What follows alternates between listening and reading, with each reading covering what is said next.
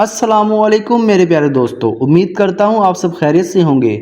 तो आज की इस वीडियो में हम कौम समूद का पार्ट नंबर 2 को बयान करेंगे। इस पार्ट नंबर 2 के अंदर हम ऊँटनी का मौजज़ा बयान करेंगे। तो वक्त को ज़ाया किए बगैर चले अब हम उन्वान की तरफ चलते हैं। मगर वीडियो की शुरुआत से पहले आप लोगों से गुजारिश है, अगर आप लोग हमारे चैनल पर नए हैं तो हमारे चैनल को सब्सक्राइब करें और बेल नोटिफिकेशन पर क्लिक कर दें ताकि आपको आने वाली न्यू वीडियोस के नोटिफिकेशन बाकायदगी से मिलते रहें। तो चले अब उन्वान की तरफ चलते हैं। पार्ट 2 में अल्लाह ताला ने हर नबी को अपनी सच्चाई साबित करने के लिए कोई ना कोई मौजज़ा अता फरमाया। हज़रत सालेह अलैहिस्सलाम को भी इनकी कौम ने बार बार कहा, अगर तुम वाकई अल्लाह के नबी हो तो कोई ऐसी निशानी दिखाओ जिसे देखकर हम ईमान ले आएं और हम ये मान ले कि तुम सच्चे हो। हज़रत सालेह अलैहिस्सलाम ने इन्हें सब्र, ईमान और तकवा की दावत दी, लेकिन जब उन्होंने जिद और हट धर्मी से मौज़े का मुतालबा किया तो अल्लाह ताला ने इन्हें ये अजीमुल शान मौज़ा दिया जो तारीख में अल्लाह की ऊँटनी के नाम से मशहूर हुआ। ये ऊँटनी ना सिर्फ हज़रत सालेह अलैहिस्सलाम की सदाकत की दलील थी बल्कि पूरी कौम के लिए एक इम्तिहान था। कौम के सरदारों ने कहा, अगर वाकई तुम नबी हो तो हमारे लिए पहाड़ से एक जिंदा ऊँटनी निकालो। ये ऊँटनी आम ना हो बल्कि अजीबो गरीब हो। इस जैसी ऊँटनी पहले कभी ना किसी ने देखी हो। इस ऊँटनी के जिस्म का साइज और शक्ल आम जानवर से बिल्कुल मुख्तलिफ हो। हज़रत सालेह अलैहिस्सलाम ने अल्लाह ताला से दुआ की और अल्लाह ताला ने पहाड़ को शक कर दिया और इसके अंदर से एक बड़ी खूबसूरत और अजीबो गरीब ऊँटनी को जिंदा बाहर निकाला।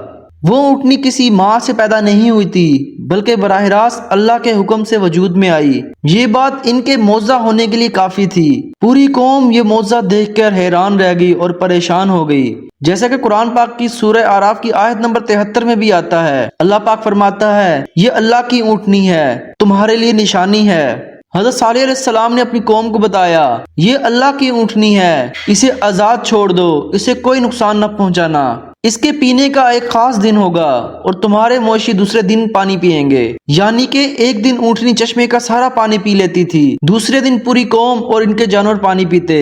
लेकिन अल्लाह ताला ने ऊँटनी के दूध को इतना ज्यादा रखा था कि वो पूरा कबीला इसके दूध को पीकर सुकून महसूस करता। ये अल्लाह ताला की कुदरत की एक अजीबो गरीब तकसीम थी। जैसा कि हज़रत सालेह अलैहिस्सलाम ने अपनी कौम से बार बार कहा, जिसका जिक्र कुरान पाक की सूरह हूद की आयत नंबर 64 में आता है, ऐ मेरी कौम, ये अल्लाह की ऊँटनी है, ये तुम्हारे लिए निशानी है, इसे आजाद छोड़ दो ताकि अल्लाह की जमीन में चर सके और उसे कोई नुकसान न पहुंचाना, वरना तुम पर बहुत दर्दनाक अजाब आएगा।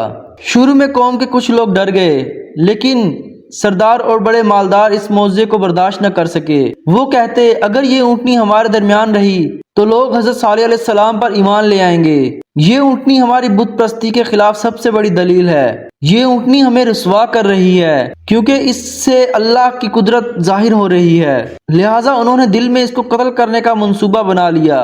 कौम के बदनसीब लोगों में एक शख्स था जिसका नाम कदरार बिन सालफ था। ये सबसे आगे बढ़ा। ये शख्स बहुत शरीर और नाफरमान था। इसने कौम के चंद और लोगों से मशवरा किया।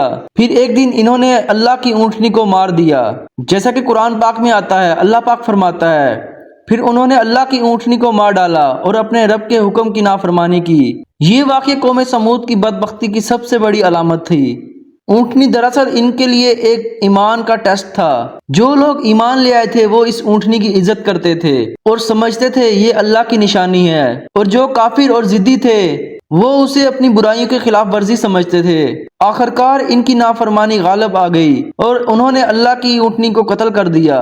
जब ऊँटनी को कत्ल कर दिया गया तो हज़रत सालेह अलैहिस्सलाम सख्त गमगीन हुए और फरमाया, जिसका जिक्र कुरान पाक की सूरह हूद की आयत नंबर 65 में आता है, तुम्हें 3 दिन की मोहलत है, इसके बाद अल्लाह का अजाब तुम पर नाजिल होगा।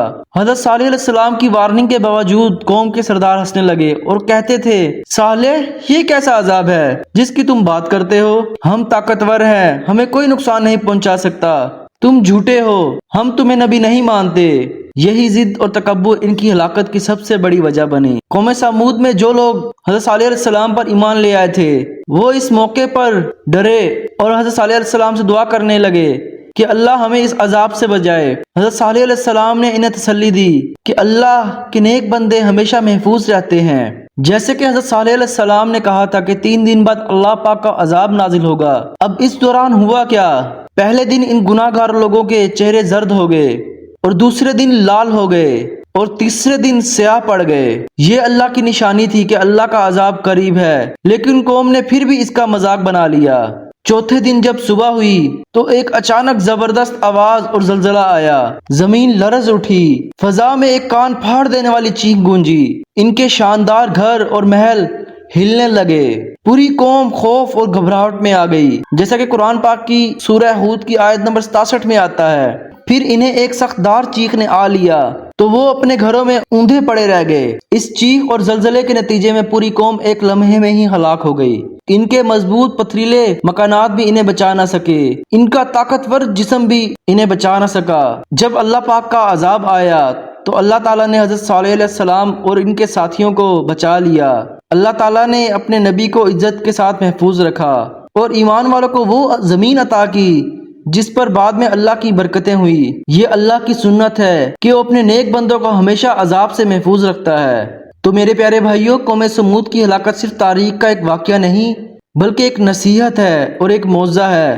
آج اگر انسان اللہ کی نعمتوں کے باوجود ناشکری کرے، غرور کرے اور انبیاء کرام کی تعلیمات کو چھوڑ دے تو وہ بھی اسی انجام تک پہنچ سکتا ہے۔ جدید دور کے بڑے بڑے شہروں، محل اور ٹیکنالوجی کو دیکھ کر انسان سمجھتا ہے کہ اسے ہرایا نہیں جا سکتا، لیکن حقیقت یہ ہے کہ اللہ کا فیصلہ ایک لمحے میں سب کچھ ختم کر سکتا ہے، جیسا کہ اس قوم کے ساتھ ہوا۔ تو میرے پیارے دوستو، ہمیں دعا کرنی چاہیے اللہ پاک ہمیں غرور و تکبر سے محفوظ رکھے اور ہمیں شکر کرنے والوں میں شمار کرے۔ تو میرے پیارے دوستو، اسی طرح کی نیکسٹ ویڈیو میں ملیں گے، تب تک کے لیے اللہ حافظ۔